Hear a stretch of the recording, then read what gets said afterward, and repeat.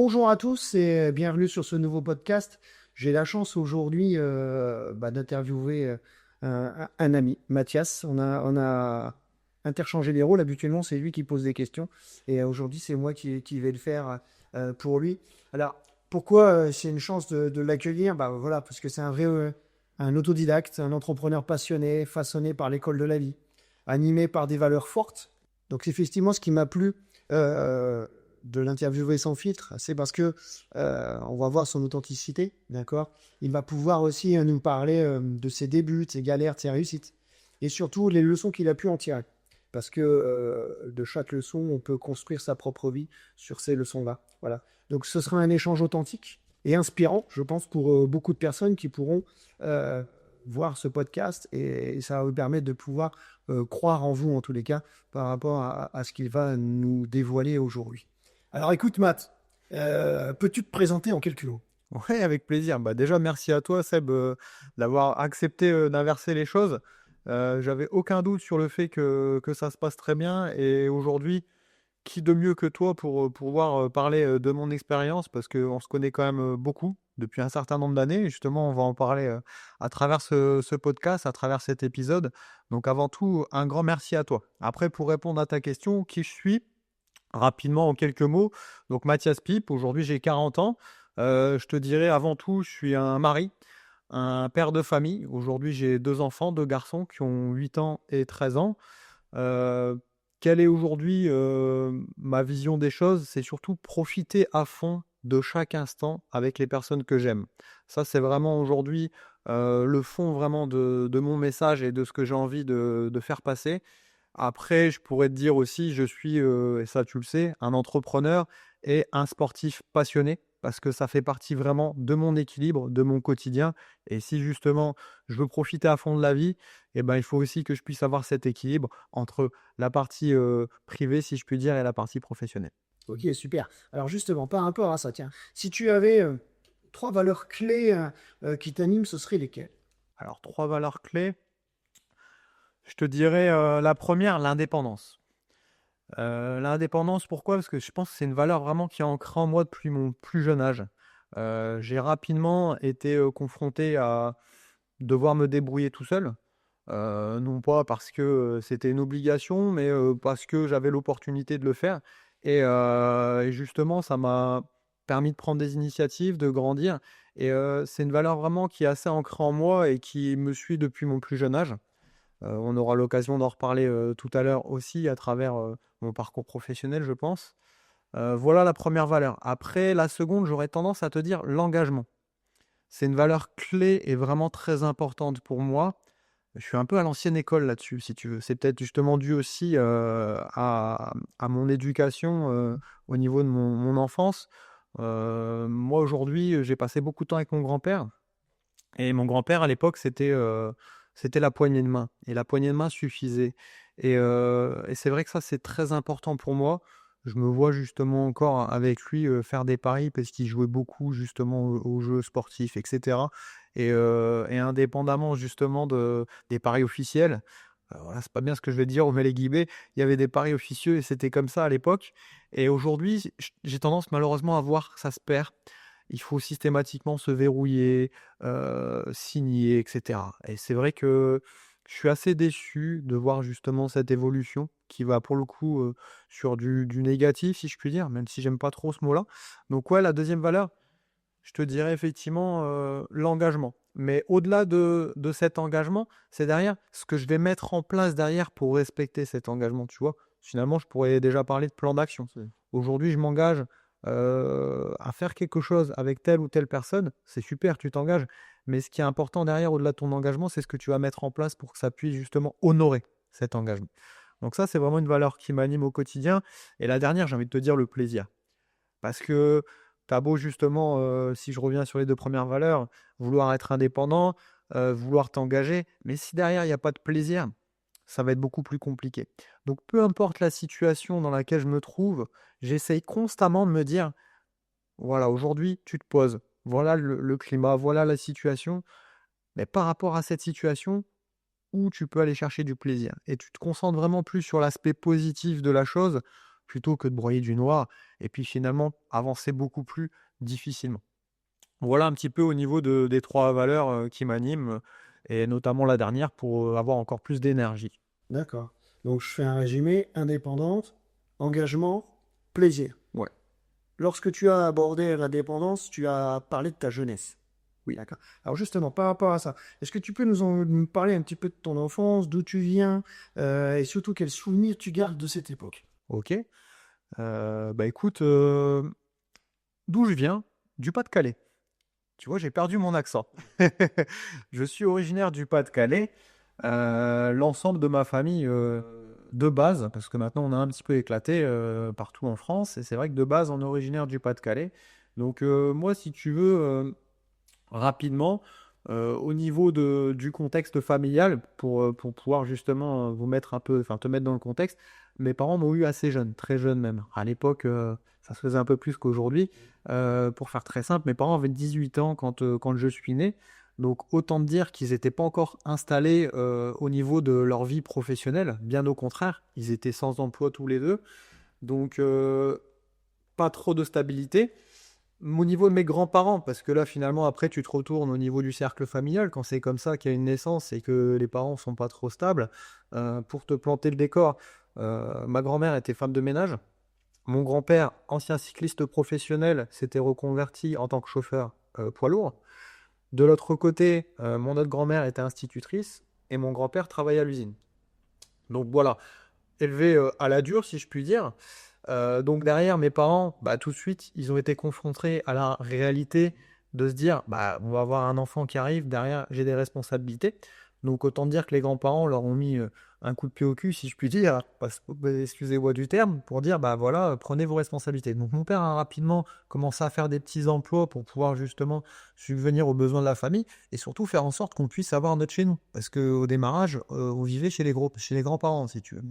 Donc, il a eu son premier emploi stable, on va dire, où, il faisait du transport. Tout ça, en gros, de ma naissance jusqu'à mes 3 ans, il a vagabondé un petit peu à droite, à gauche pour pouvoir justement faire le nécessaire pour qu'on puisse, vivre correctement. Et à mes 3 ans, mes parents ont décidé de faire un projet commun, professionnel, et en fait, ils ont rejoint une entreprise, dans le secteur de la chaussure. Et si tu veux, leur objectif, c'était de pouvoir aller sur un magasin qui était en difficulté de chiffre d'affaires pour pouvoir relancer l'affaire. Et une fois que le chiffre d'affaires était relancé, que l'affaire était plus viable, si je puis dire, et ben derrière, ils repartaient sur une autre mission. Donc si tu veux, au niveau du fond, c'était super parce que bah, pour eux, c'était très formateur. Ils débutaient, encore plus ma mère, dans la vie active, donc c'était un super challenge. Sauf que pour moi, en tant qu'enfant, tu vois, en lien avec ce que je te disais tout à l'heure, l'indépendance, et cetera, bah, rapidement, en fait, les parents étaient beaucoup au taf. Moi, bah, un peu moins avec eux. Donc, il a fallu justement changer aussi d'école tous les ans parce qu'ils remontaient une affaire, on redéménageait. Donc, si tu veux, sans cesse en capacité d'adaptation. Donc, de mes 3 ans à mes 8 ans, pendant 5 années, on a déménagé, tous les ans, donc 5 fois. Donc, je te passe les détails au niveau de l'école, et cetera. Peut-être qu'on en parlera aussi par la suite. Entre-temps, j'ai le frangin qui est arrivé parce que j'ai donc un petit frère, on a 5 ans d'écart. Donc, voilà, le frangin qui était là, donc aussi prise de responsabilité, familiale, et cetera, et cetera. Donc c'est vrai que, voilà, on va dire, si je puis dire, ma première partie au niveau de mon enfance. Et après, bah, comme dans beaucoup de familles, il s'est déroulé une séparation. Donc, à l'âge de 8 ans, mes parents ont divorcé, tout simplement. Donc à l'époque, on habitait, du côté de Châtellerault, pas très loin de Poitiers. Donc, ma mère a décidé de remonter, dans le Pas-de-Calais, auprès de la famille. Alors tout simplement, bah, voilà, mon père est resté sur la mission en cours, sur Châtellerault. Nous, on est remonté dans le Pas-de-Calais, sans rien, j'ai envie de dire, sans pas grand-chose. C'est là où justement il y a eu un changement de vie, si je puis dire, parce que bah, déjà tu perds ton cercle familial proche, et, et tu te rends compte que bah, finalement, tes parents ont construit quelque chose pendant du temps et tu redémarres à zéro. Et c'est vrai que tu as beau avoir 8 ans, c'est des choses qui te marquent. Donc voilà, logement social. obligatoire. Ma mère n'avait pas de boulot, il fallait retrouver du travail. Donc elle s'est démenée. Elle a réussi à trouver un boulot de téléprospectrice. Sauf que à l'époque, pas simple de trouver du travail à proximité. Elle avait plus d'1 heure de route le matin, plus d'1 heure de route le soir. Donc tu pars tôt, tu rentres tard. Nous, les grands-parents étaient encore en activité aussi. Donc si tu veux, pour la garde, pas simple. Et il n'y avait pas de périscolaire comme on peut retrouver aujourd'hui. Tu vois ce que je veux dire? Ah oui, Hein? parce qu'à l'époque, c'était pas ça. Tu vois? Donc je suis pas là pour me plaindre, c'est pour une réalité. On a dit qu'on faisait des discussions sans filtre. Je me vois encore avec ma mère nous déposer avec le frangin à l'école l'hiver à 7 heures du matin devant la grille de l'école. Et la grille ouvre à 8 h moins le quart. Et t'attends pendant 3/4 d'heure dans le froid avec ton frangin. Mais c'est comme ça. C'est la réalité. Ça m'a permis aussi d'être la personne que je suis aujourd'hui. Donc je remercie vraiment mes parents pour ça. Excuse-moi. Ouais, c'est normal. Hein.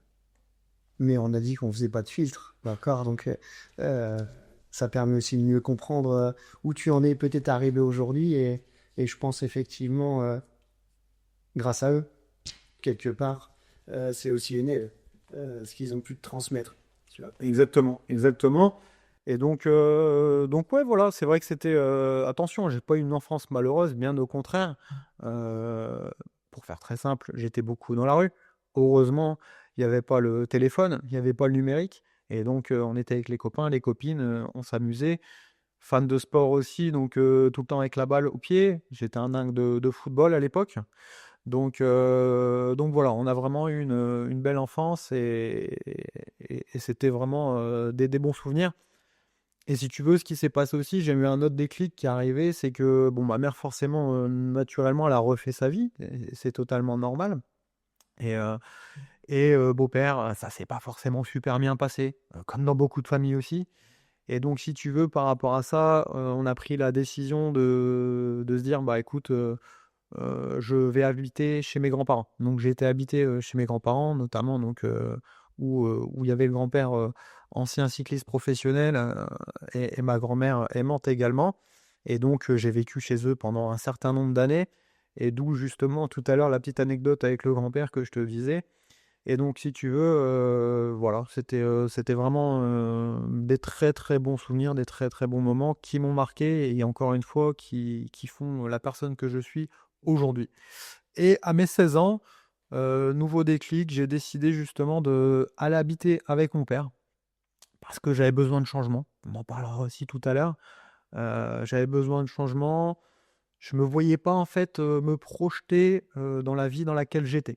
En tout cas sur la partie du monde professionnel. Donc mon père avait déménagé entre-temps parce que si tu veux, il était toujours sur ses missions. Alors là, un peu différente, c'était des 3 ans après et après il a réussi à avoir des magasins fixes. Il est resté toujours dans le monde de la chaussure et donc je l'ai rejoint à l'âge de 16 ans dans le département de la Marne. Voilà. Où nous sommes présents aujourd'hui d'ailleurs. Où nous sommes présents aujourd'hui, tu vois? Ah, super. Donc effectivement, si je rebondis un petit peu sur tout ce que tu as dit tout à l'heure, et puis moi dans mon introduction, j'ai en face de moi un autodidacte. Donc un autodidacte, ça veut dire quoi aussi? Ça veut dire que quel a été toi ton rapport à l'école, d'accord? Et puis surtout, est-ce que tu peux nous raconter justement ce parcours scolaire qui te permet d'être assis aujourd'hui sur ce beau canapé et qu'on puisse échanger ensemble là-dessus? Alors, un rapport à l'école particulier. J'étais un élève moyen. En primaire, j'étais un très bon élève. Après, j'étais un élève, on va dire, moyen. Si tu veux, moi, j'avais un peu de mal à comprendre l'intérêt de l'école dans le monde professionnel. Déjà à l'époque, et aujourd'hui en tant que papa, quand je revois justement les retours de mes gamins, je me dis que ça n'a pas forcément beaucoup évolué. Alors je suis pas là pour critiquer, c'est juste un constat, en tout cas mon ressenti par rapport aujourd'hui au monde scolaire. Et pour avoir vu ce qui se passait aussi dans d'autres pays, je me dis, je pense qu'il y a peut-être quelque chose à faire. Mais bon, après, on va pas faire de politique et je veux pas rentrer là-dedans. Après, comme je t'ai expliqué tout à l'heure, moi, c'est vrai que le sport, ça fait partie de mon ADN. Donc, rapidement, en fait, j'ai eu envie de partir sur un sport-études.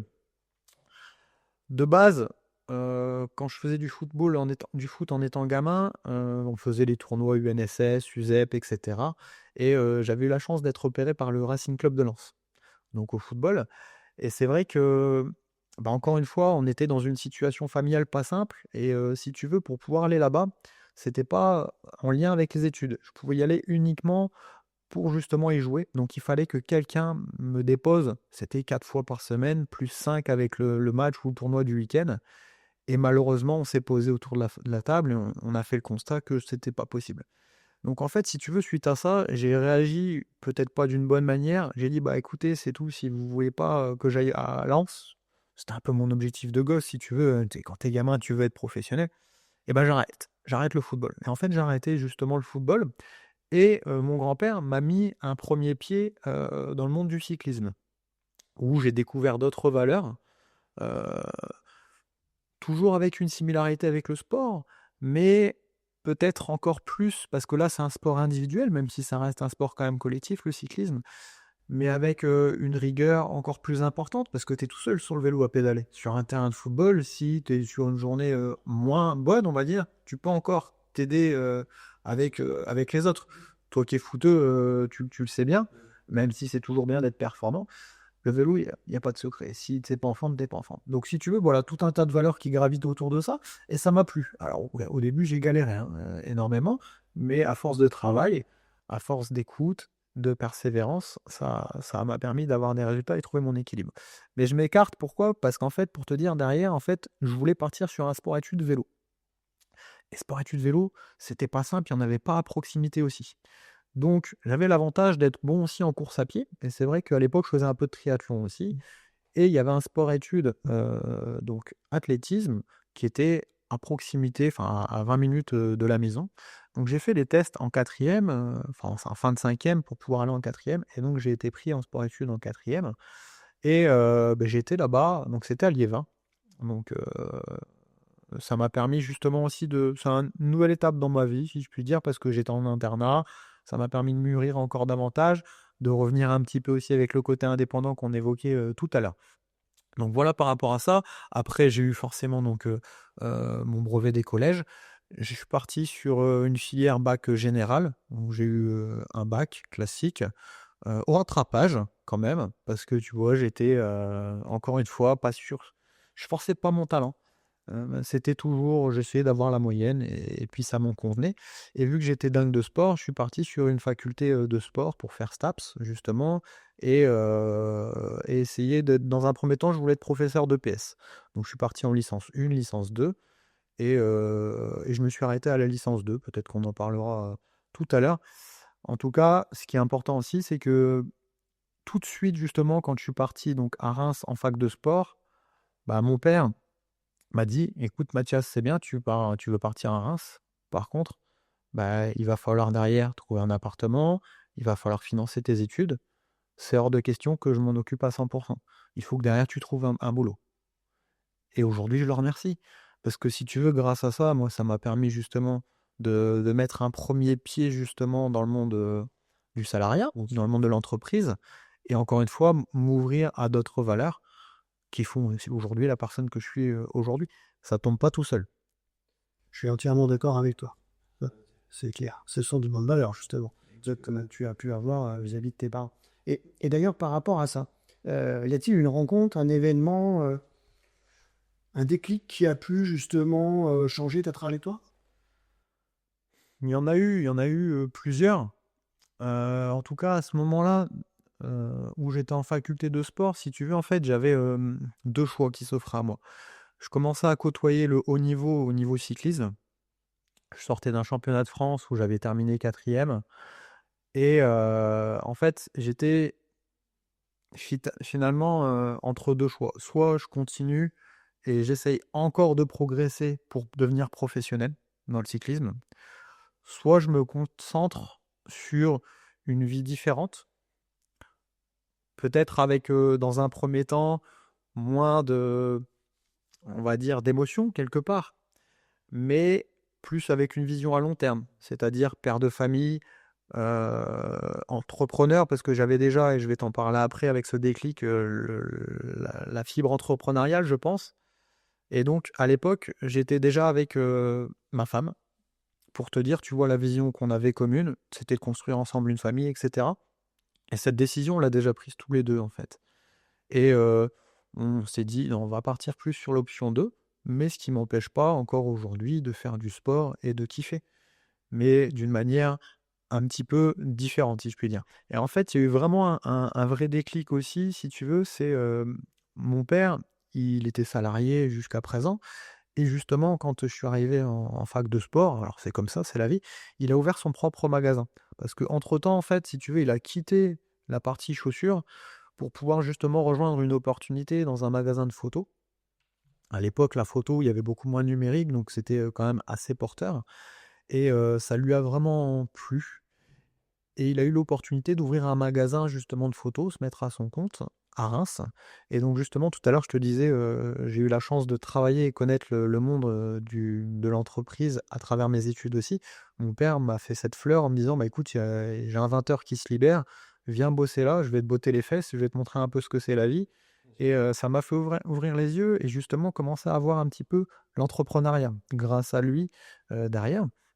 Et en fait, si tu veux, ce qui se passe, c'est que moi, en fac de sport, je m'y retrouvais pas. Je m'y retrouvais pas, j'avais l'impression encore une fois de perdre mon temps et bon, tu sais que les sélections sont importantes là-dessus, hein, malheureusement, il y a peu de postes et en fait, le climat et j'ai envie de dire traditionnel, l'environnement traditionnel qu'on veut nous imposer aujourd'hui.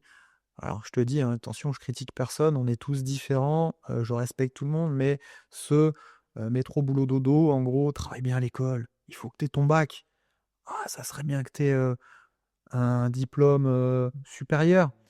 Ah, puis si tu peux être fonctionnaire, c'est super, comme ça tu auras la sécurité de l'emploi.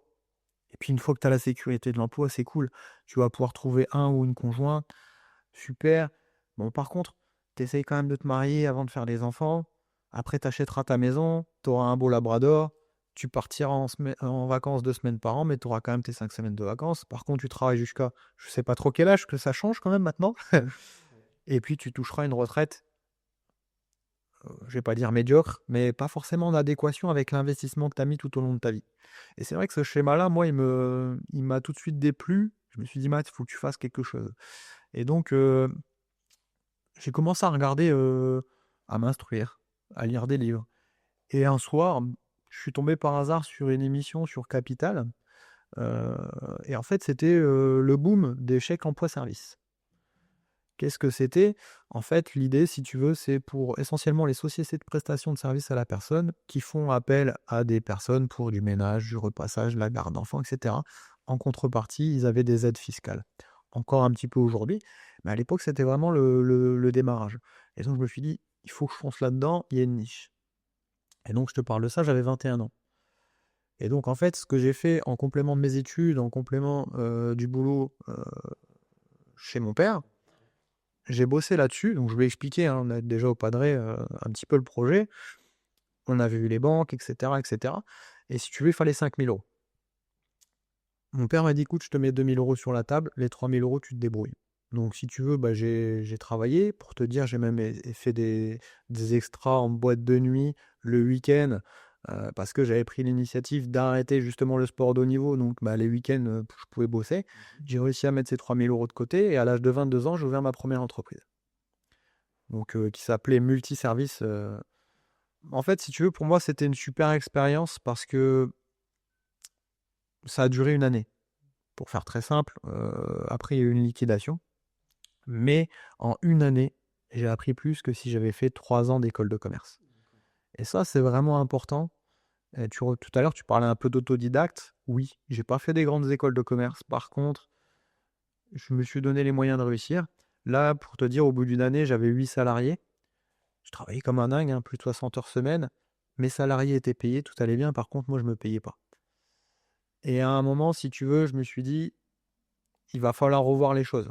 Donc, 2 cas de figure, soit tu revois les choses, tu repars sur une autre stratégie, soit tu occultes complètement la chose et tu pars sur autre chose. À cette époque, il y a une personne qui était venue me proposer justement de racheter l'entreprise. Donc, et au même moment, j'ai un ami, à travers le vélo justement, qui me dit: Matt, je vois comment tu travailles comme un dingue, je vois tes capacités. il y a une place qui se libère dans mon entreprise en tant que commercial pour pouvoir justement vendre des fournitures de bureau auprès de PME, PMI. Va passer cet entretien. Je l'ai écouté, je le remercie encore aujourd'hui parce que encore une fois, tout à l'heure, tu me posais la question par rapport à des déclics, c'était un nouveau déclic et donc j'étais à cet entretien et bah, tu es au courant maintenant, enfin, c'est heureusement d'ailleurs. C'est toi qui m'as reçu avec une autre personne parce que pour info, je rappelle que Sébastien était mon ancien chef de vente chez Lireco. Donc et ça s'est super bien passé, tout de suite le courant est bien passé. J'ai eu confiance en toi, en ton projet. Tu m'as bien expliqué que c'était une super école de vente. Moi, j'avais conscience que j'avais des lacunes aussi sur la partie vente et comme je t'ai dit, je suis tout le temps en capacité d'auto-analyse, en vouloir se remettre en question. Donc, vu qu'il y a une autre personne en face qui me laissait miroiter l'achat de mon entreprise, je t'ai tout de suite dit oui. On a foncé. Malheureusement, la personne en face n'a pas tenu son engagement, mais malgré tout, moi, j'étais parti avec toi dans l'aventure. Donc, j'ai décidé de faire une liquidation au niveau de l'entreprise et de payer les salariés, de façon à faire en sorte de partir proprement. Et en se disant, c'est pas grave. Tout à l'heure, je te disais, garder toujours le positif, le plaisir, c'est pas grave. Grâce à cette expérience, je serai meilleur demain. Et tu vois, même en lien avec l'immobilier, parce qu'aujourd'hui, bah, toi, tu es conseiller immobilier, manager immobilier. Et encore une fois, j'ai pas critiqué les gens qui font des grandes études, bien au contraire. Mais c'est pas parce que tu vas sortir major d'une promotion, que ça soit dans l'immobilier ou une école de commerce, que tu seras le meilleur conseiller immobilier du monde, ou de France, ou même de ta ville. Peut-être qu'une personne qui a moins de diplômes que toi, mais qui a cette envie, cette rage de réussir, et ce savoir justement pour pouvoir dupliquer, réussira mieux. Et j'ai même envie de te dire, à travers notre expérience commune, on sait que c'est plus ces profils-là qui réussissent. Bien sûr. Ouais. D'ailleurs, je me souviens quand je t'avais rencontré pour faire partie de mon équipe à l'époque, il y avait une chose qui m'avait marqué, que je retrouve encore aujourd'hui depuis toutes ces années, c'est que tu m'avais déjà expliqué ton parcours avec cette envie de créer une société, de travailler aussi pour toi, d'accord? Donc l'entrepreneuriat était déjà, on va dire, un peu en toi au moment où moi je t'ai rencontré et vécu après ces quelques années ensemble à partager ceci. Là, moi ce que je voulais te poser comme question, comment as-tu mis un pied justement dans l'immobilier?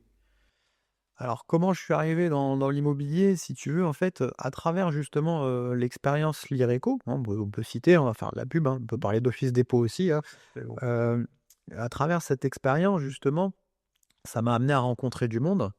Et l'immobilier, déjà, ça a toujours été une passion. J'ai toujours été attiré par l'IMO. Alors, est-ce que c'est la vieille pierre?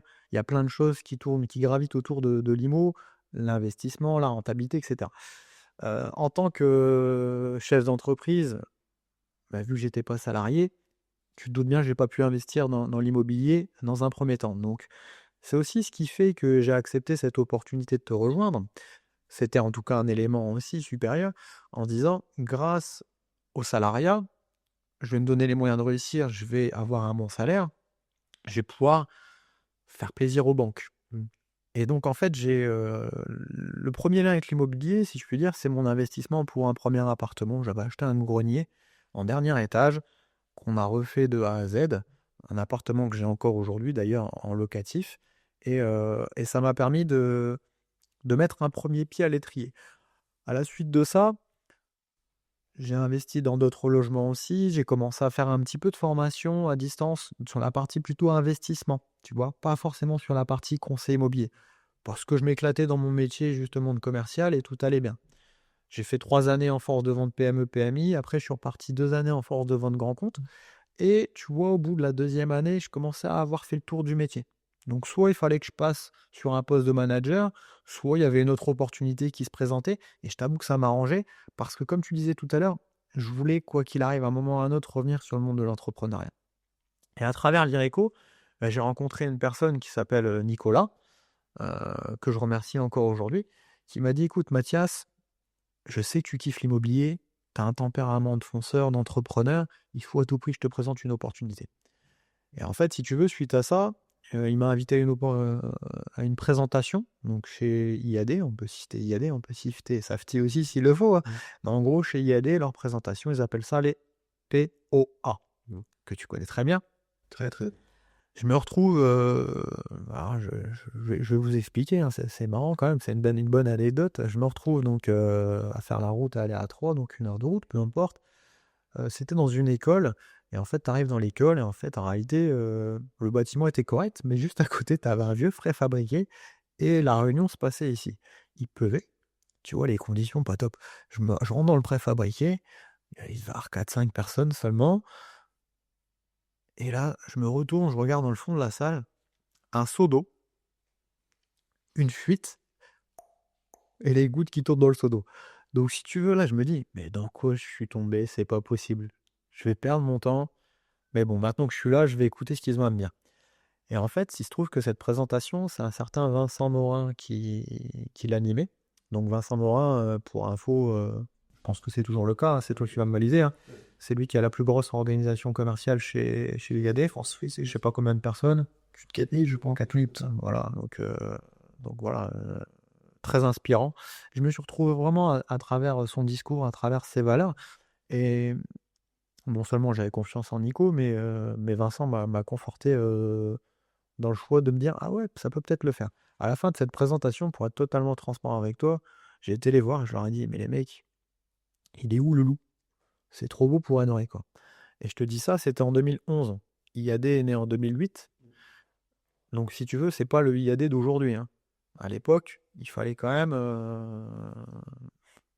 de la confiance, y croire. Ouais, voilà, si je peux dire y croire, c'est le bon mot, exactement. Donc OK, ils me disent: «Non, il y a pas de loup, faut y aller, faut foncer, faut dupliquer».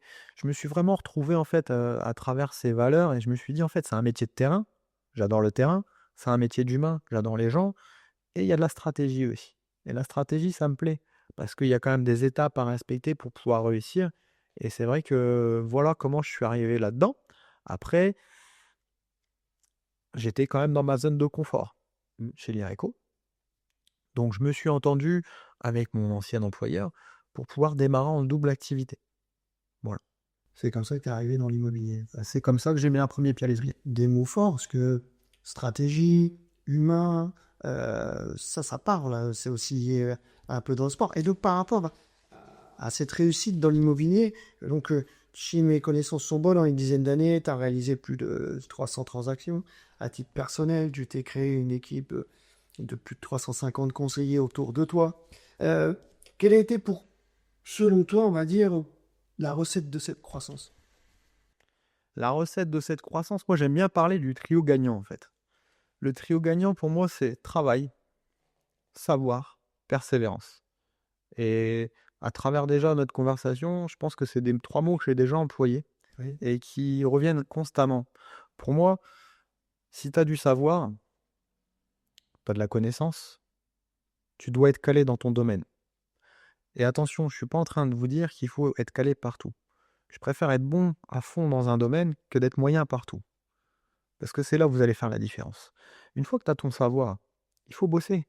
Parce que, en lien tout à l'heure avec le fameux major de la promo, si tu as ton savoir, mais que derrière tu passes pas à l'action sur le terrain, qu'est-ce qui va se passer? Bah rien. Donc une fois que tu travailles, derrière c'est bien, mais derrière je rajouterai le troisième, la persévérance. Parce que pour moi, il faut persévérer parce qu'il va y avoir des hauts, il va y avoir des bas et c'est totalement normal. Mais il faut rien lâcher. Donc voilà un peu par rapport à ça. Et si tu veux, en fait, qu'est-ce qui fait que j'ai réussi, je pense aussi? Bon, déjà, j'aimais ce que je faisais, mais en fait, j'ai pris le métier étape par étape. Aujourd'hui, il y a enfin à l'époque, et même encore aujourd'hui, je pense, il y a en fait, c'est une réelle opportunité d'entrepreneurial. C'est-à-dire que pour avoir côtoyé ma propre et construit ma propre entreprise, là, en fait, il me permettait d'ouvrir mon entreprise sans, excusez-moi du terme, les embêtements, pour pas dire autre chose, d'un chef d'entreprise. Parce que tout est déjà structuré. C'est un système un peu de franchise Ouais. sans s'enquiquiner avec justement les contraintes de la franchise. Déjà ça me bottait. Et quand je me suis lancé, voilà, j'avais 25 ans, je voulais maîtriser à fond mon premier métier qui était conseiller immobilier. C'est ce que j'ai fait.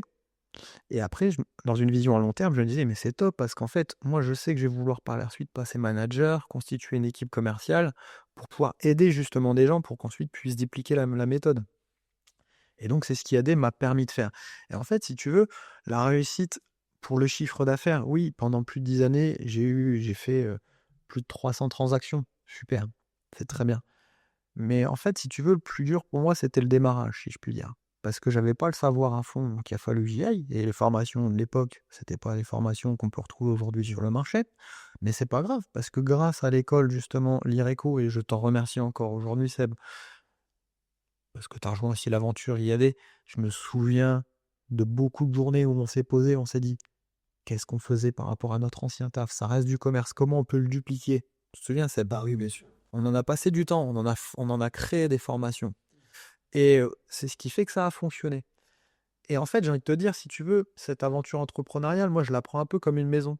Si tu veux une belle maison, bah, il faut dans un premier temps que tu aies des bonnes fondations. Et les fondations, pour moi, c'est le savoir. Après, tu mets tes premières briques, tes deuxièmes briques avec le travail.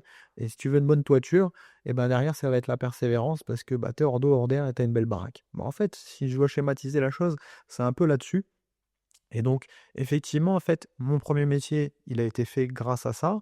Et mon deuxième, qui est de manager, en fait, si tu veux, ce qui était exceptionnel, c'est que la réussite attire la réussite. Donc, en fait, le fait de pouvoir réussir dans le conseil immobilier, tu as des gens qui te posent des questions à un moment ou à un autre, qui te disent, mais écoute, je vois que tu as changé complètement, explique-moi ce que tu fais aujourd'hui.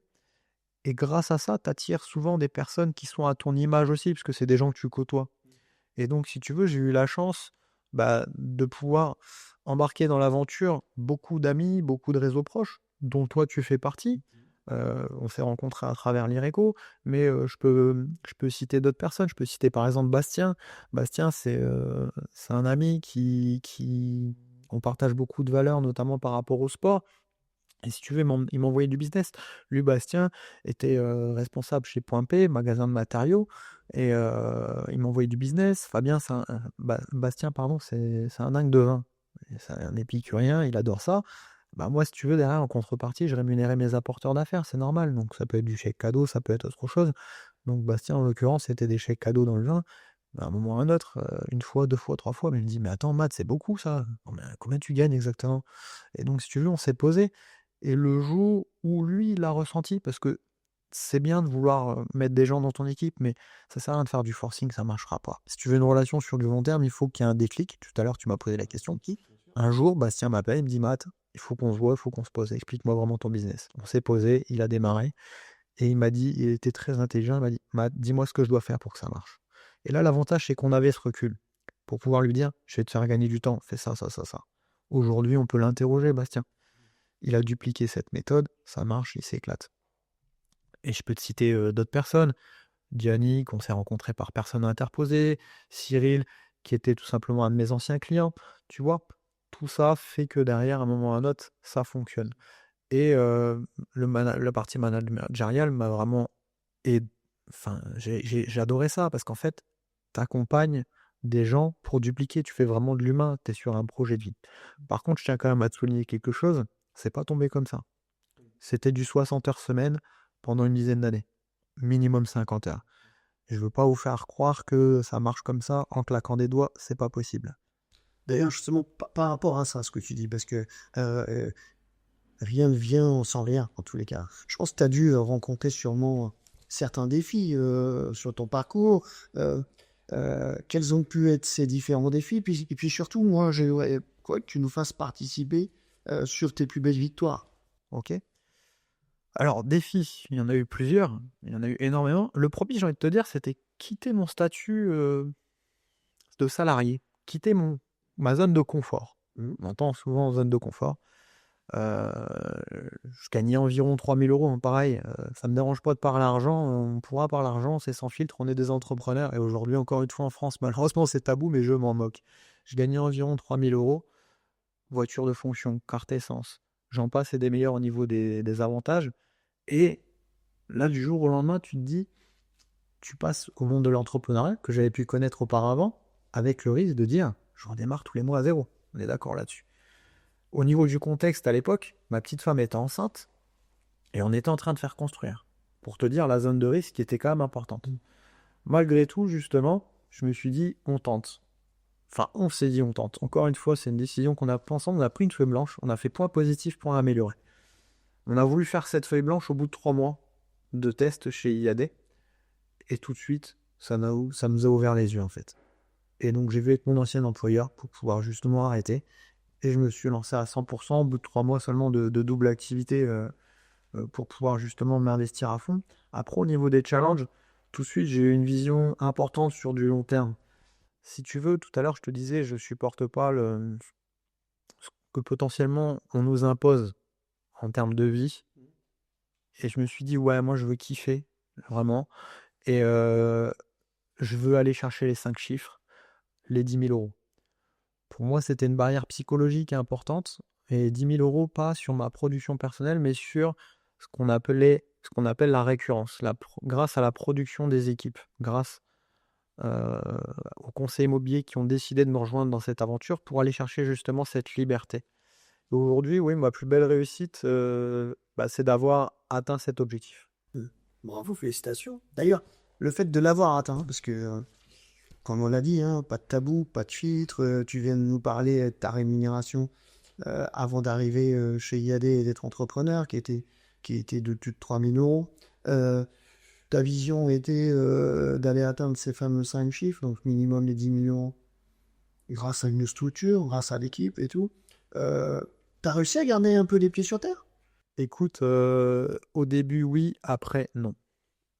J'ai, en fait, ce qui se passe, si tu veux, quand j'ai atteint cet objectif, moi, je m'étais dit, super, t'arrives, tu as cette liberté financière. Et en fait, j'ai vu liberté financière avant liberté temporelle. On aura peut-être l'occasion de développer ça après. Et en fait, si tu veux, je me suis dit, oh bah c'est cool, t'as atteint ton objectif. Et tu sais, comme tout sportif, quand tu atteins ton objectif, c'est difficile après de continuer si t'as pas d'autres objectifs. T'es sportif comme moi, tu sais comment ça marche. Et en fait, j'ai eu tendance à lever le pied trop tôt. Et en fait, si tu veux, je me suis repris le revers de la médaille en pleine tronche. Pour être totalement transparent avec toi, j'ai fait un burn-out, ni plus ni moins. Je ramassais un petit peu. Après, l'avantage, c'est vraiment que j'étais bien entouré, avec ma petite famille. Et donc derrière, j'ai réussi à relever la tête et finalement à aller rechercher ce nouveau pourquoi, ce nouveau désir. Parce que justement, je l'avais moins, la flamme était moins allumée. Et bah derrière, forcément, quand tu te lèves le matin et que ta flamme elle est moins importante, bah, psychologiquement, c'est plus difficile. Et je suis comme tout le monde. J'ai 2 bras, 2 jambes, je suis normalement constitué. On a des hauts, on a des bas. Après, je te cache pas aussi que le succès, bah, des fois, ça attire aussi des personnes qui sont pas forcément bienveillantes envers toi. Et moi, j'ai un gros défaut, c'est tendance à faire facilement confiance aussi aux gens. Autant j'ai un caractère particulier, que autant je te fais facilement confiance. Par contre, faut pas trop que tu me la fasses à l'envers. Je sais bien ça. Et en fait, si tu veux, ouais, j'ai pas forcément eu aussi un cercle. J'ai élargi mon cercle d'influence, tu sais, le fameux cercle, qui fait qu'à un moment, bah, j'ai dérapé. J'ai fait le petit con à vouloir acheter des belles voitures, etc. Enfin, une belle voiture, etc., etc. Et c'était plus par rapport à un rêve de gosse aussi, ça. Tu vois, il a été accompli. Mais je me rends compte avec du recul, c'était pas ça le plus important. Si je l'avais pas fait, je m'en serais aussi mieux porté, tu vois. Donc voilà. Et aussi cette notion, à un moment peut-être d'invincibilité. Je vais pas dire que je me prenais pour Superman, mais si tu veux, voilà, j'ai eu la chance de créer une équipe commerciale de dingue en Champagne-Ardenne avec presque 400 collaborateurs. Peut-être que oui, j'ai oublié de où je venais. Et je le reconnais aujourd'hui, c'est une erreur de parcours, une erreur de jeunesse. J'ai rectifié le tir rapidement, mais je suis passé par là. Voilà, tu vois, j'étais sans filtre. Ouais, ouais, c'est ça. Puis, d'ailleurs, je sais aussi que après cette période-là, un petit peu, peut-être oui, compliquée, parce que je sais qu'à un moment, on avait parlé tous les deux, tu as pris une décision avec ta famille, si je me souviens bien, c'était de faire un tour d'Europe. Voilà. Pourquoi? En fait, si tu veux, justement, ce revers m'a permis d'ouvrir les yeux sur beaucoup de choses. Encore une fois, on revient, on essaye de trouver du positif dans les situations des fois délicates. Et en fait, moi, ce qui était important, c'était de revenir à l'essentiel, avec ma femme, mes 2 enfants. Partager vraiment des vrais moments avec eux, des moments authentiques. Voilà vraiment pourquoi. Et donc, si tu veux, avec ma petite femme, on s'est dit, quoi de mieux que de partir? Quoi de mieux que de revenir à du minimaliste? Qu'est-ce qu'on s'en fout d'être dans même si c'est pas forcément le cas, une maison de 300 mètres carrés avec des prestations dont tu parlais, tu vois, Par exemple? par exemple, voilà. Est-ce que c'est ça la vie? Non. Donc on s'est dit, bah écoute, on va derrière partir sur un nouveau challenge, un nouveau projet familial, mais plus authentique. Et par rapport à ça, justement, ce voyage, ça t'a appris quoi sur toi, sur la vie, sur l'équilibre au quotidien? Premier point, je dirais besoin, ça m'a ouvert les yeux en me disant, Matt, t'avais besoin de repos. Il fallait vraiment que tu puisses te poser, parce que bon, mine de rien, on parle de ça, ça arrivait après 15 années de travail et de dur labeur, même si je me suis éclaté. À un moment, ton corps, t'as beau essayer de vouloir le préserver, il te lâche. Et donc, c'était ce qui s'est passé. Donc, ouais, besoin vraiment de repos, besoin de ralentir. Euh, pour te dire, toi qui me connais depuis un certain nombre d'années, je suis arrivé à faire de la méditation. Tu vois, quand même assez énergique de base. Tu m'aurais parlé de méditation il y a 10 ans. Je t'aurais rigolé au nez, Seb, tu le sais très bien. Aujourd'hui, c'est quelque chose que je continue à pratiquer, qui me fait du bien et qui me permet de me canaliser et de me recentrer sur les choses essentielles de la vie. Donc, ça peut être ça. Ça va être aussi des choses simples. Tu vois, on a fait beaucoup de randonnées aussi en famille. C'était top. Vraiment des moments clés. Et aussi, ce tour d'Europe, ça m'a permis d'ouvrir les yeux sur. On avait eu la chance déjà de voyager un petit peu. C'est vrai que d'ailleurs, en petite parenthèse, on a toujours tendance à voyager loin des fois. On a une Europe qui est magnifique. On a fait plus de 23 pays. Je peux te dire, on a une Europe qui est magnifique et on est des privilégiés. Et je peux te dire que les Français méritent leur réputation. Parce que dans beaucoup de pays, la majeure partie des pays qu'on a visités, ils ont le quart du dixième de ce qu'on a et les gens sont heureux avec peu, mais ils sont soudés et on retrouve cette fraternité justement que j'ai pu connaître à travers mon enfance, à travers mes grands-parents justement, tu vois. J'espère pour eux que dans 30 ans, ils ne connaîtront pas ce qu'on est en train de vivre au niveau du rebondissement. Mais voilà les choses clés que je retiens, on va dire. Et si tu avais un souvenir ou un moment fort, justement, de cette aventure, ce serait lequel? Beaucoup. Moments forts, il y en a eu énormément. Après, si je devais retenir des images qui me reviennent souvent à l'esprit, c'est on a eu la chance d'avoir du beau temps quand même régulièrement et c'est vrai qu'on a fait beaucoup de feux de camp. Parce que bah, tu te doutes bien, on est en camping-car, donc tous les soirs on change de spot, hein. Et on avait un brasero hein, pour préserver aussi la nature, un petit brasero. Et donc bah, les gamins, tu parles, ils étaient contents, ils allaient chercher le petit bois, on faisait la flambée, les chamallows grillés, le sourire de ma femme, de mes enfants, des couchers de soleil, des fois on a eu la chance de faire ça en bord de plage. Vraiment des moments magiques, des moments authentiques, j'ai envie de te dire. D'accord. Et c'est des mots forts, hein, tu emploies. Euh, Ça a influencé la suite de ton parcours professionnel ou quoi? Ouais, ça m'a réconforté. Alors, si tu veux, je pense que j'étais sur la bonne piste. Si je peux parler, tu sais, je parle un peu comme un guérisseur, tu vois. Ouais, ça m'a réconforté, ça m'a influencé en me disant, Matt, il faut vraiment que tu trouves cet équilibre entre ta vie personnelle et ta vie professionnelle. Et en fait, si tu veux, je peux pas rester à faire que du perso ou je peux pas rester à faire que du pro. Il faut que j'arrive à trouver cet équilibre. Je te donne un exemple. Si aujourd'hui on parle de mon nouveau projet, mon nouveau bébé professionnel qui est Strike Up Academy, tu sais très bien, et ben en fait pendant les 13 mois où on est parti en périple, tous les soirs, je bossais sur ce projet. Parce que ça m'animait, parce que j'avais besoin de ça pour cet équilibre. D'accord. Oui. Alors, si tu avais, je sais pas, un conseil, par exemple, à donner, parce que je pense que ce que tu as, toi, réussi à vivre, à faire ce tour d'Europe, beaucoup d'autres personnes en rêvent, mais n'osent pas, tu leur dirais quoi? En fait, aujourd'hui, pour moi, la première chose à faire, c'est de caler une date. Parce que si tu ne cales pas une date, ça reste pour moi un rêve. Il faut vraiment factualiser les choses. Et ça, on s'en est rendu compte. Après, une fois que la date est calée, j'ai envie de te dire, si tu tiens ton engagement, tu peux pas revenir en arrière. Et nous, au-delà d'avoir calé la date, c'est un projet familial. On en a parlé aux gamins. Tu t'engages vis-à-vis de tes enfants. Tu peux pas, à un mois du départ, dire oh bah finalement, non, j'ai peur. Ah, ça va être compliqué pour l'école. Ça va être compliqué, tu te rends compte, les langues étrangères, on les maîtrise moyennement, etc. Non. Pour nous, c'était niente, si tu veux, c'était fait, on était focus. Par contre, après, l'idée, c'est de se donner les moyens de réussir.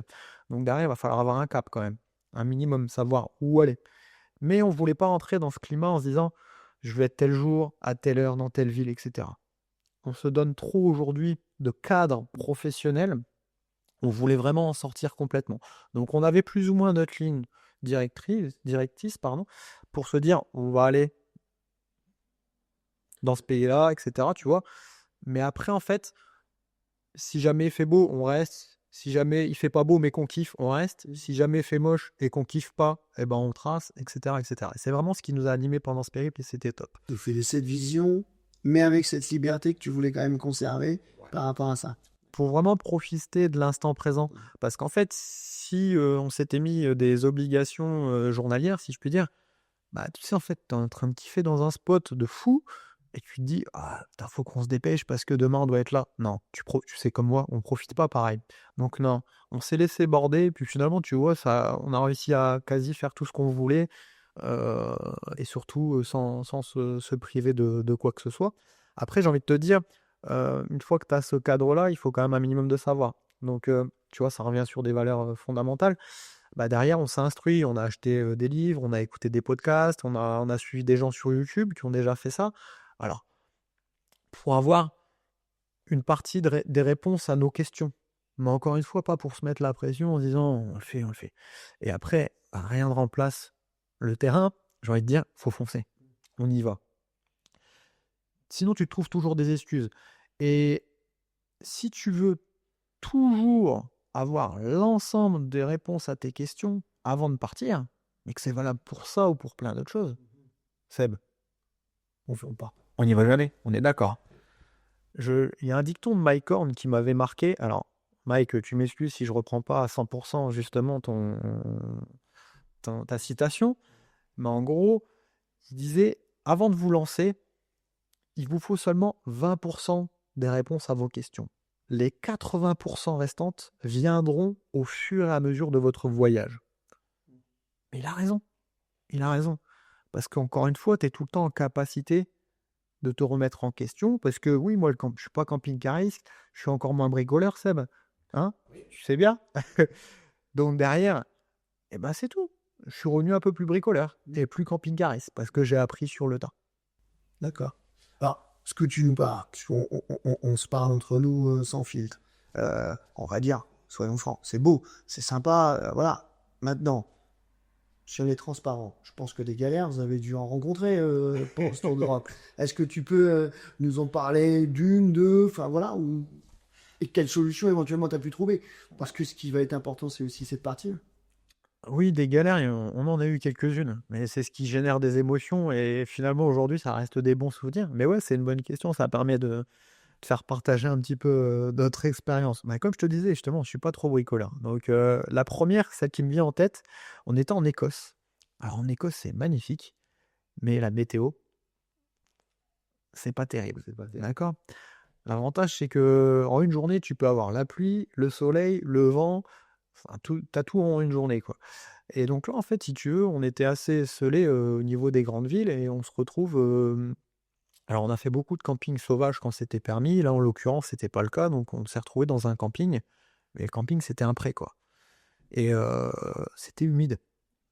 Donc, si tu veux, on s'installe où ils nous ont demandé de nous installer. Et il se trouve que le terrain, il était un petit peu en pente. Et donc, quand c'est comme ça, c'est pas cool de dormir en pente. Donc, si tu veux, on avait des cales pour pouvoir justement rééquilibrer le véhicule. Et là, donc, c'est des cales en plastique dur. Et donc là, ma petite femme met les cales devant. Et moi, là, si tu veux, on était un peu organisé par rapport à ça. Et moi, derrière, je monte. Et j'ai le fiston derrière qui est avec le niveau pour lui dire, bah tiens, c'est bon, t'es au bon niveau, ou faut remonter sur un cran, etc. Peu importe. Et donc là, en l'occurrence, je crois qu'il fallait que je monte sur le niveau 2. Et en fait, ce qui s'est passé, c'est si tu veux, je suis monté sur le niveau 2, qui est le dernier niveau de la cale. Mais en fait, je suis arrivé assez vite. Et puis, j'ai été vite volontairement parce que vu que ça glissait sur le terrain, il fallait que je prenne une bonne impulsion, sauf que je suis arrivé trop vite. Et en fait, la cale, elle a été au bout et elle s'est relevée dans le sens inverse. Et en fait, le bout de la cale, c'est pointu, si tu veux. Ça a tapé justement un réservoir d'huile. Je m'en suis pas rendu compte tout de suite. Enfin, si tu veux, en fait, on a remis la cale, je me suis reposé, j'ai réessayé, je suis remonté sur la cale. Et là, je descends, on commence à installer rapidement le campement. je vois une grosse tache d'huile en dessous du pneu arrière gauche, du pneu avant gauche, pardon. Oh, ici, là, il y a un problème. Et je regarde, c'est en train de fuir. Donc là, je me dis, ouais, super, j'avais prévu du scotch, tu sais, les scotch gris, là. Je vais mettre ça, ça va le faire, nickel. Tu parles. Je l'ai fait. Et puis, ça a commencé à transpercer. Donc, obligé de revenir en arrière. Il devait être, je me souviens, ça devait être un vendredi ou un samedi soir. Pourquoi je me souviens, tu vas comprendre pourquoi. Je rentre dans le détail un petit peu. Hein. Ravi, il devait être 18h30. Comme je t'ai dit, on n'était pas à côté des grandes villes. On devait être à une petite demi-heure de la plus grande ville. Je dis, allez, on y va, on file. J'ai réussi à trouver un garagiste. J'arrive là-haut juste avant la fermeture. Donc, speak English very well. Et c'est au début du périple. Hein. Donc, plutôt a little. Et donc, bref, peu importe, on s'est fait comprendre. La personne, super sympa. On arrivait vraiment véridique, il était en train de fermer. Il nous a aidés.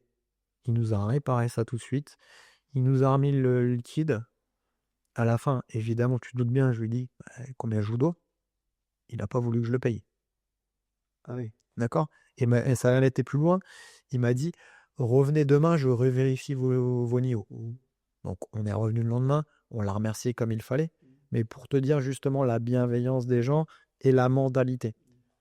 Il y a des très bons Français. Mais je doute que cette situation soit arrivée en France. Voilà. Après, je suis peut-être tombé sur le bon, mais globalement, la mentalité écossaise était super bonne. Ça, c'est la première. Et je vais t'en donner une deuxième parce que là, clairement, j'ai failli mourir. C'est important quand même que j'en parle. Bon. On était Monténégro. D'accord. Magnifique pays. Sauf que là, c'est pareil. Dans le trou du cul du monde, excusez-moi du terme. Et là, en fait, on avait une application de campeur pour pouvoir justement savoir à quel endroit on peut camper, on s'installer. Et donc, on trouve quelque chose de sympa, parce que moi, les gamins adorent la pêche, comme toi d'ailleurs, avec un lac en contrebas. Donc, on se dit, on va aller sur ce spot-là. Super. Donc, on fait le périple, on arrive. Et si tu veux, pour pouvoir accéder au lac, il y a une grosse descente, avec un chemin pas très large, maxi de 3 mètres de large. Donc déjà, tu descends, c'est assez raide. Tu te dis, putain, j'espère que je vais pas me prendre une voiture ou un copain camping-cariste en face. On a eu de la chance, personne. Et en fait, là, le chemin avait été goudronné en partie. Et à la fin de celui-ci, enfin, aux 3/4 de celui-ci, tu as une petite plateforme où on peut s'installer. Et après, le chemin continuait en contrebas pour aller à l'étang, où là, c'était en gravier avec des cailloux.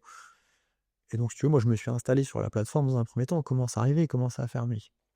Et toujours pareil, on arrive, les réflexes, on regarde les niveaux, etc. Non, ça allait pas. Donc, il fallait que je manœuvre un petit peu pour pouvoir justement me remettre bien droit. Et là, en manœuvrant, erreur de débutant, j'ai pas regardé en fait les alentours. Et en fait, ce qui s'est passé, c'est quand j'ai commencé à reculer, ma roue arrière, en fait, c'était une petite plateforme, elle a commencé à partir un petit peu, et le camping-car a commencé à partir légèrement dans le ravin, en fait, si tu veux. D'accord? Oui. Donc là, j'ai serré direct le frein à main, j'ai mis la première, j'ai fait descendre tout le monde. J'ai demandé au doudou de commencer à remettre une cale pour pouvoir avoir une accroche, parce qu'en fait, je perdais mon accroche devant. Bref, ça fonctionnait pas. On a essayé avec un tapis, ça fonctionnait pas, ça faisait pire que mieux. Donc la seule solution, en gros, c'était de faire marche arrière et descendre la continuité du chemin, mais en gravier pour le coup, pour essayer tant bien que mal à prendre de l'élan et remonter pour aller rechercher le goudron. Il commence à faire nuit, comme je te dis. Donc je descends, sauf qu'en descente, l'ABS prend le relais, les roues commencent à partir un petit peu en vrille, le camping-car avec, à deux doigts vraiment de tomber dans le ravin. Véridique scène. Bref, encore une fois, ça génère des émotions positives, enfin négatives, mais ça reste aujourd'hui du positif. Donc j'ai réussi à redescendre. Et la première fois, tu prends l'élan à fond, ça bug. Deuxième fois, ça bug. Je dis c'est mort, c'est mort, c'est mort, c'est mort, détermination. Et tu vois, j'ai essayé de m'y reprendre différemment. Et la troisième fois, c'était la bonne. Je peux te dire que tu peux retourner sur place, il y a encore la trace de bec 2 à la fin là-haut. Donc voilà, j'ai réussi à me mettre tant bien que mal. Les gamins, ils ont pêché, ils ont chopé du poisson, on a passé un excellent moment. Mais c'est vrai qu'en termes d'émotion, c'était plutôt intense. C'était intense. Tout à l'heure, tu m'as dit, voilà, pendant tout mon périple en Europe, le soir, je travaillais sur la réflexion et la construction de Strike Up. Alors, moi, j'ai tout de suite une question qui me vient à l'esprit. Pourquoi avoir lancé Strike Up? C'est une très bonne question. Alors en fait, si tu veux, ce qui se passe, pourquoi avoir créé Strike Up, moi je me suis dit, qu'est-ce que justement j'aurais voulu avoir quand moi j'ai démarré dans l'immobilier? Et en fait, ce qui se passe, c'est que j'ai perdu beaucoup de temps. On en parlait tout à l'heure. On s'était, vu qu'il n'y avait pas de formation, on s'était posé ensemble justement pour trouver des stratégies pour pouvoir gagner du temps. Et en fait, aujourd'hui, le conseiller immobilier, si tu veux, a tendance à être, à vouloir réussir, mais a tendance à partir un peu dans tous les sens. Et en fait, moi, le fond, justement, c'est de pouvoir venir aider ces conseillers immobiliers pour faire en sorte qu'ils puissent s'épanouir, que ça soit professionnellement et personnellement, et trouver ce fameux équilibre, justement. D'accord. Alors, c'est vrai que Strike Up, moi, quand tu m'en as parlé, je vais être franc avec toi, la première chose à laquelle j'ai pensé, c'est au bowling. Parce qu'il n'y a qu'au bowling que je suis capable de faire des strikes. Pourtant, je suis sûr que derrière ce nom, il y a autre chose. Donc, il vient d'où et qu'est-ce que ça symbolise pour toi, tous ces... Alors, tu as raison, il y a plein de choses. Déjà, le mot strike, en France, effectivement, c'est connu avec le bowling, et ça a un impact fort. Et c'est vrai que ça me parlait tout de suite. Et en fait, pour info, justement, Strike Up, le nom de Strike Up est né d'un brainstorming qu'on a fait en famille pendant le périple en camping-car. Et donc, suite à ça, on est arrivé là-dessus, et justement, c'est ma petite femme qui a trouvé ce nom. Et en fait, ça nous a parlé, parce qu'en anglais, Strike Up veut dire se mettre en route. Donc stride bowling avec la connotation française, si je puis dire. Et en fait, derrière chaque lettre, j'ai voulu mettre des valeurs fortes qui me tiennent à cœur. Le S, savoir, tu vois, on en a parlé beaucoup. Le T, travail. Le I, indépendance. Le K, kiff. Bah oui, il faut kiffer. Si tu kiffes pas, ça va pas le faire. Le E, engagement. Le U, unité. Parce que oui, à travers le programme Strike Up, on en parlera peut-être un petit peu, il y a vraiment une unité. Et le P, plaisir. Parce que sans plaisir, ça ne fonctionne pas. Donc voilà un petit peu le pourquoi du comment. D'accord. Après, il y a le strike, moi aussi, ce que j'ai aimé, et puis tu en as parlé tout à l'heure dans ton parcours, quand on fait un strike au bowling, on a gagné, mais des fois, on peut s'y reprendre en deux fois. Donc, l'échec et surmonter ça. Donc, c'était aussi une bonne image. Et puis, euh, toi, par rapport à tout ce que tu as pu déjà vivre dans ton quotidien, notamment de conseiller en immobilier, qu'est-ce qui te manquait? Ou qu'est-ce qui aurait pu te manquer à l'époque, même si tu as eu des résultats? En fait, c'est un peu en lien avec ce que je te disais tout à l'heure. Le conseiller a tendance à des fois partir un peu dans tous les sens. Et à travers les formations qu'on a pu, en tout cas moi que j'ai pu avoir à titre personnel, c'est que si tu veux, on te donnait l'information en salle. Et après, je vais pas te dire débrouille-toi, mais quasi si tu veux. Il n'y avait pas forcément de suivi derrière. Sauf si vraiment toi, tu es manager, formateur, tu formes tes filleuls, tes conseillers immobiliers, et que derrière, tu veux instaurer un suivi. Mais c'était pas forcément le cas. Donc ça, si tu veux, c'était vraiment un peu un manque de concret, de mise en application par rapport à ça. Après, dans un second temps, si je me positionnais en tant que coach, formateur, vu que j'étais formateur habilité, moi, en fait, je ressentais aussi certaines frustrations, un petit peu en lien avec ça, en disant, super, tu donnes l'information, mais derrière, tu sais pas forcément si c'est mis en application. Et au-delà de ça, je rencontrais deux profils différents en salle. Soit j'avais la personne qui interagissait avec moi toute la journée, alors c'est super, c'était très enrichissant, sauf qu'elle repart de là, il y a quasi zéro prise de notes, et tu te dis, ouais, de toute façon, c'est bien connu aujourd'hui, hein, sur les formations, ils mettent en place en moyenne 20-25% de ce qu'ils ont vu en salle. Enfin, en tout cas, ils retiennent 20-25%. Soit tu avais le deuxième profil qui grattait toute la journée, où là, je générais beaucoup moins d'interaction avec cette personne. Et pour le coup, tu te dis, bon, bah, j'espère que la feuille blanche sur laquelle elle a gratté, elle va être lue, elle va être éventuellement remise à sa sauce pour que ça passe à l'action derrière. Donc en fait, quand on a construit ce programme Strike Up Academy, le programme notamment Booster, qui, je voulais un programme qui puisse justement parler à tout le monde, que tu sois novice ou que tu aies plus de 10 ans d'immobilier, sur lequel justement il y ait du passage à l'action. Et quand je te dis passage à l'action, c'est pas on est en salle, je te fais passer devant tous les copains. Non, c'est pas ça. C'est on a un fond de formation avec des modules, et derrière les modules, il y a des ateliers. Pour se dire, j'ai appris, je vois l'information, je la mets en application, je la maîtrise, je sais faire, je repars, je n'ai plus peur. Et je casse ces fameuses croyances limitantes pour passer à l'action. Et en lien aussi avec la difficulté que je rencontrais au niveau de l'interaction, j'ai voulu aussi créer un livret d'accompagnement qui va suivre le conseiller immobilier tout au long du cursus de l'immersion, même on appelle ça booster, pour créer de l'interaction plus positive, parce qu'il y a déjà des choses qui sont inscrites sur le livret. Donc, ça veut dire que ça génère plus de temps d'attention et d'interaction avec le stagiaire, si on peut les appeler comme ça. Et surtout, il repart avec un livret où lui, il a quand même complété les éléments clés, mais qui va lui suivre toute sa carrière entrepreneuriale. Donc voilà un petit peu pour répondre à ta question. D'accord. Et toi, ta vision d'un conseiller de performance, ce serait quoi? Vision d'un conseiller immobilier performant, et ben justement, vu que tu parles de vision, moi je vais te parler de... Pour moi, il faut vraiment qu'il y ait un désir profond, un pourquoi concret, pour savoir vraiment où il veut avancer. Déjà, le conseiller performant qui a ce désir profond, ce pourquoi concret, il sait pourquoi il se lève le matin, Seb. Et ça, pour moi, c'est rien de plus fort. Et en fait, en lien avec ce que je t'ai dit juste avant par rapport à l'immersion booster, dès l'instant où on a un conseiller immobilier qui a ça, nous, derrière, on va pouvoir justement adapter notre accompagnement en fonction de ce qu'il veut. Ok, aujourd'hui, toi, ton désir profond, c'est ça. Ton pourquoi, il est lié à ton désir, c'est ça.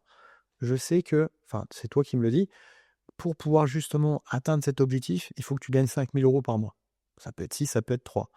Et ben, en fonction de ce montant-là, on va pouvoir être capable de te dire, il faut que tu mettes en place tel ou tel type d'action à tel ou tel type de fréquence. Pour trouver toujours cet équilibre pro-perso, mais surtout pour éviter de partir dans tous les sens et réussir à atteindre ton désir. Voilà. Ce que tu es en train de me dire là, allez, je vais pas dire que c'est du copyright un peu de ce que tu as dû peut-être apprendre dans le sport en tous les cas. Mais oui, je pense. Et justement, pour faire un lien avec le sport, qui est pour moi important, à la fois pour moi, mais aussi, je sais, pour toi, qu'est-ce que ça t'apporte aujourd'hui au quotidien? Le sport, c'est ma drogue, celle. C'est ma drogue, c'est simple, c'est ma dose de dopamine. Si j'ai pas ma dose, je suis pas bien. Ma femme pourra te le dire, ça m'est arrivé d'être blessé. Elle était contente que je reprenne rapidement le sport. Je t'avais à côté de toi, mais que tu repartes. Voilà. Tu vois, tu tiens pas en place. Je te parlais justement de mon équilibre au tout début, quand tu m'as demandé qui j'étais en quelques mots. Bah voilà, ça fait partie de mon équilibre. Et si je fais pas de sport, je suis moins performant, ni plus ni moins. Voilà. D'accord. Alors, par rapport au sport, je vais avoir au moins deux questions qui sont en lien avec ça. Quel lien fais-tu entre un objectif sportif et un objectif professionnel? Pour moi, le lien, il est fort, pour pas dire similaire. D'accord.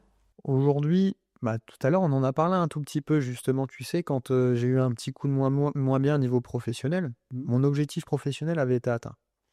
Et j'avais plus d'objectif professionnel. Et en fait, si je fais le lien entre les deux, aujourd'hui, l'idée, c'est de pouvoir avoir un objectif. Tout à l'heure, par rapport tu me dis quel est pour toi un conseiller immobilier performant, bah, c'est quelqu'un qui a un désir profond avec un pourquoi. C'est intimement lié à un objectif. Bah, en fait, une fois que tu as ton objectif, derrière, il va falloir trouver des solutions. Souvent, c'est de pouvoir bien être accompagné. Ça peut être par un coach. Tu vois, dans le monde professionnel, bah, aujourd'hui, il existe énormément de coachs, énormément de centres de formation, bah, comme le mien par exemple, pour pouvoir justement apporter des solutions. Dans le monde sportif, bah, aujourd'hui, je pense qu'on sera d'accord sur le fait que tous les plus grands sportifs de haut niveau, ils ont beau être les meilleurs du monde, ils ont un coach. Bien sûr. Voilà. Et donc derrière, en fait, à travers justement ce coach et cet accompagnement, tu vas déterminer un plan d'action qui va te permettre d'atteindre cet objectif. Et en fait, ça, pour moi, c'est intimement lié entre les deux. Et si je dois te donner un exemple plutôt à titre sportif, euh, là, tu vois, l'hiver dernier, j'ai préparé les championnats du monde de cyclocross. C'est une discipline dans le cyclisme.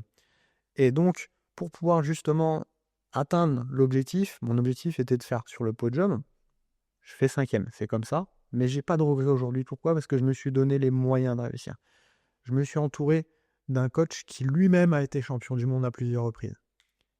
Qui de mieux que quelqu'un qui sait faire, qui a déjà fait, pour te donner des conseils? Par rapport à ça, il m'a donné un plan d'entraînement.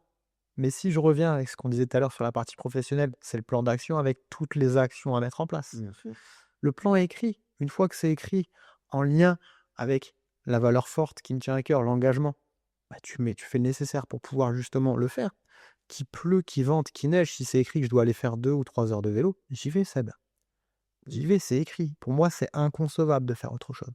Et en fait, si aujourd'hui un conseiller immobilier veut réussir dans le secteur de l'immobilier, enfin, peu importe même, que ce soit IMO ou autre chose, une fois que ton plan est écrit, tu peux plus revenir en arrière.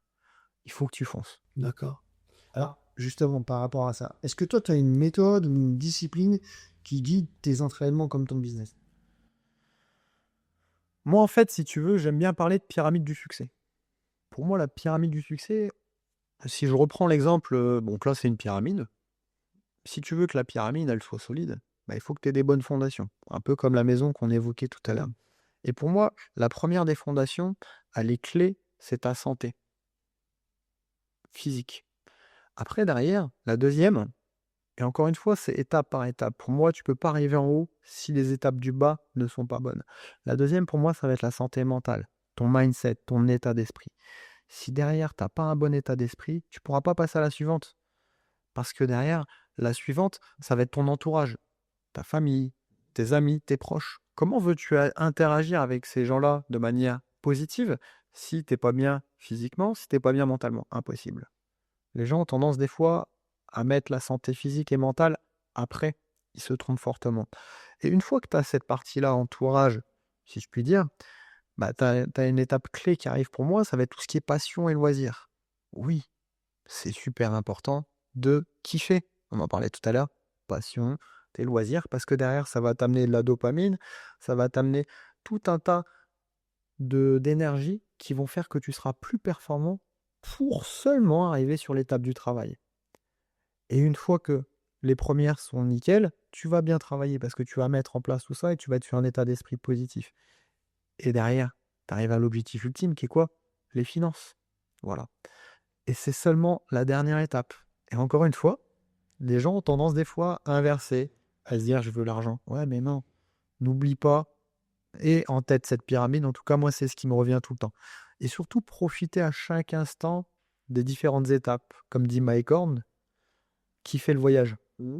Ouais. C'est pas quand tu es arrivé à la destination qu'il faut kiffer, il faut en profiter avant. Et ça va te permettre d'arriver plus rapidement aussi à la destination. Je reprends l'exemple de Mike Horn, qui lui a fait beaucoup de périples, beaucoup de voyages, d'accord. Euh, que dirais-tu à quelqu'un qui, lui, n'ose pas changer de cap? C'est une bonne question. Moi, en fait, je dirais, il faut savoir oser. Si tu n'oses pas, tu n'avanceras pas. Et je sais pas si tu es au courant, toi, Seb, mais ce qu'il faut savoir, c'est qu'aujourd'hui, les plus grands, que ce soit les femmes, les hommes, qui réussissent, que ce soit dans le domaine professionnel, personnel, sportif, pourquoi ils réussissent? Parce qu'ils ont continué. Ils ont eu plus d'échecs que les autres, mais ils ont continué. Et ce qui fait que ça va fonctionner, c'est que derrière, vous n'allez jamais abandonner. Et malheureusement, aujourd'hui, trop de gens ont tendance, après un échec ou 2 échecs, de se dire j'arrête. Non. Aujourd'hui, renseignez-vous autour de vous. Les gens qui performent, les gens qui réussissent, ok, c'est bien, à vos yeux, ils performent, mais si on prend l'image de l'iceberg, voyez un petit peu ce qui se passe en dessous et je peux vous dire qu'ils ont ramassé, tout comme vous allez encore ramasser demain, tout comme moi, mais c'est ce qui fait aussi justement qu'on se forge encore un caractère, c'est ce qui fait qu'on est meilleur, qu'on s'améliore. L'essentiel, c'est de retenir ce positif pour se dire, je ne lâche rien, je reste persévérant et je vais y arriver. D'accord. Alors, on arrive proche de la fin de notre podcast, mais je ne peux pas finir sans revenir sur deux, trois choses. Tu nous as parlé de ton enfance, ton parcours professionnel, etc. Moi, là, je me dis, tiens, si tu pouvais parler au Mathias de 20 ans, que lui dirais-tu? Hum. Je lui dirais, écoute, entoure-toi que des personnes positives. Suis les personnes qui te pompent ton énergie. Tu vois? Si je dois imager un peu la chose, fuis les vampires. Parce que les vampires, ils vont te mordre, ils vont te prendre ton énergie, non seulement à toi, mais ils vont polluer aussi ton environnement. D'accord. Et si tu avais, toi, une définition du succès aujourd'hui, ce serait quoi? Pour moi, le succès aujourd'hui, En fait, on a tous notre propre définition du succès. Par contre, je pourrais parler d'un point important à chacun, c'est trouver un équilibre entre vie privée et vie professionnelle. Et en fait, souvent, justement, les gens ont tendance à parler de liberté temporelle, liberté financière. Et tu vois, en lien un petit peu à mon parcours de vie, à un moment, tu vois, je t'ai dit, j'étais plus axé sur la liberté financière plutôt que la liberté temporelle. Mais en fait, pour moi, la liberté financière, je vais pas dire qu'elle n'existe pas, mais en tout cas, pour moi, elle n'existe plus. C'est la liberté temporelle, pour moi, la plus importante. Parce que c'est celle qui est à l'initiative du voyage. Parce que je te prends un exemple, aujourd'hui, moi, ma liberté temporelle, ça peut être ce que je te disais, passer du temps avec des gens que j'aime, avec ma famille, mes enfants, des amis, des gens que j'aime. Ça va être trouver cet équilibre, justement, entrepreneurial et sportif. Par rapport à ça, ok, très bien. Combien de temps tu veux t'octroyer sur cette partie temporelle, sur une semaine type, par exemple? Ça. Ok, très bien. Une fois que ça s'est mis en place, derrière, pour pouvoir justement réussir à kiffer cette partie temporelle, on est tous d'accord, on a besoin d'argent. Combien il faut au minimum? Et ben, pour pouvoir kiffer ça, il me faut 2 000 €, 3 000 €, 4 000, 10 000, peu importe. Très bien. Et ben derrière, qu'est-ce que tu dois mettre en place pour avoir cette liberté financière? Mais tu vois, pour moi, ça vient dans un second temps. Donc voilà un petit peu pour répondre à ta question. Et si je dois conseiller les gens, ne vous perdez pas sur la liberté financière, concentrez-vous sur le temporel, parce que sinon vous risquez de vous perdre en voyage. D'accord. Bon. Ah, justement, pour pas trop se perdre, toi, demain, tu te vois où? Tu te vois faire quoi? Hmm. Alors, on va parler professionnel et personnel. Parce que, comme je viens de te dire, les deux font partie de mon quotidien. Sur la partie personnelle, écoute, là, on a un nouveau challenge familial. Ça ne s'arrête pas, on a toujours besoin de projets. Comme tu disais tout à l'heure, on est ici présent dans la Marne et c'est une terre d'accueil pour moi, même si c'est pas ma terre d'origine, mais c'était une étape dans ma vie. Et aujourd'hui, on a un projet de descendre dans quelques mois dans le sud de la France pour pouvoir justement explorer d'autres pistes, d'autres horizons, offrir un environnement différent à nos enfants. Donc ça, c'est sur un avenir proche niveau personnel et niveau professionnel. Pour moi aujourd'hui, on est aux prémices de Strike Up Academy. On a démarré en Champagne-Ardenne. Ça s'est super bien passé. Notre objectif, on l'a cité tout à l'heure, c'est d'aider, d'accompagner les conseillers immobiliers pour qu'ils aient un quotidien meilleur. On a des retours de dingue. Grâce à eux, on a eu des demandes déjà dans d'autres départements à proximité. Donc il a fallu réfléchir. On s'est posé avec toi-même, qui fait partie du projet, en se disant on découpe la France en 4. Et sur chaque grande région, on va mettre une personne stratégique, un pilier, qui va développer une équipe de coachs formateurs qui soit en phase avec les valeurs Strike Up pour ensuite aller aider un maximum de conseillers immobiliers. Donc moi aujourd'hui, on passe sur le développement national. Ça y est, on arrive dans le sud-ouest. On est en ce moment dans les Vosges. On est dans le nord sur Lille. On arrive sur Nancy, Dijon, le nord-ouest également. Le sud-est, je devrais y habiter dans quelques mois, donc on va y arriver dans un 4e temps. Étape par étape, un petit peu tout à l'heure en lien avec ce que tu me disais par rapport à qu'est-ce qui fait que tu as réussi à avoir une organisation commerciale de 400 conseillers, développer tout le temps plus de 100 000 € de chiffre à l'année. C'est ça, pour réussir, il faut y aller étape par étape. Je sais où je veux aller, mais je vais kiffer étape par étape. Et surtout, je me vois, ce qui est important en fait aujourd'hui, et on s'en rend compte, c'est que les personnes qui ont suivi le cursus Strike Up Academy kiffent. Ça leur a fait un bien fou, ils s'épanouissent. Et en fait, ce qui est important pour moi, pour toi, je sais, c'est que ça soit nos ambassadeurs.